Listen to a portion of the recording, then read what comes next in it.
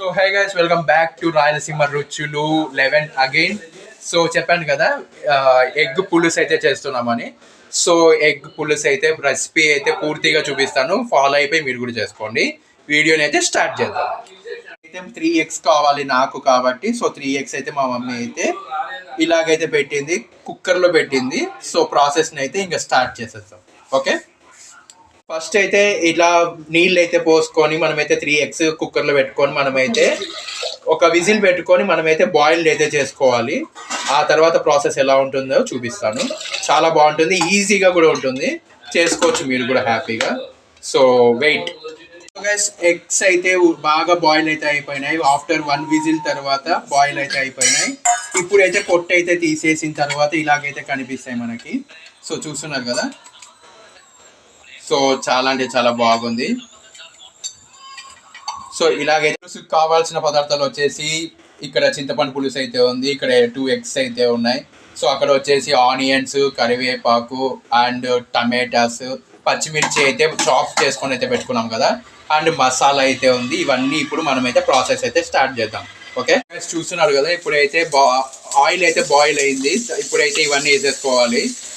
So onions and కరివేపాకు and పచ్చిమిర్చి అయితే వేసుకోవాలి. ఆ తర్వాత అవి రెడ్గా అయిన తర్వాత టమాటాస్ అయితే వేసుకొని ఆ తర్వాత అయితే మనము ఈ టమాటాస్ అయితే వేసుకున్నాం. ఇప్పుడు అవి బాయిల్ అయి అవి ఇప్పుడు బాగా రెడ్గా అయిపోయినాయి.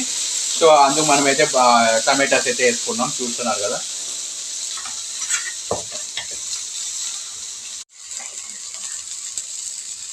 సో బాగా చూడండి దగ్గర నుంచి.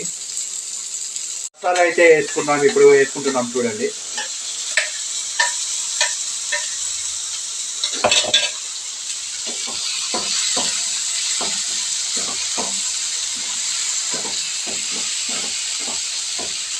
సో చూస్తున్నారు కదా ఇలాగైతే. సో గైస్, చింతపండు పులుసు అయితే వేసుకుంటున్నాం చూడండి.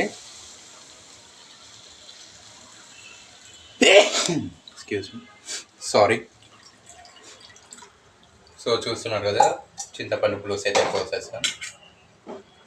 ఉప్పు అయితే వేసుకోవాలి ఇప్పుడు. కారం, ఉప్పు అయితే వేసుకుంటున్నాం తగినంత. ఇంకా మనకి బాయిల్ అయితే అవ్వాలి. అయిన తర్వాత మనం అయితే ఆ ఎగ్స్ వేసుకోవాలి. అప్పుడైతే కెమెరా ఆన్ చేస్తాను. గైస్, ఎగ్స్ అయితే ఇప్పుడు దాంట్లోకి అయితే వేస్తున్నాం చూడండి.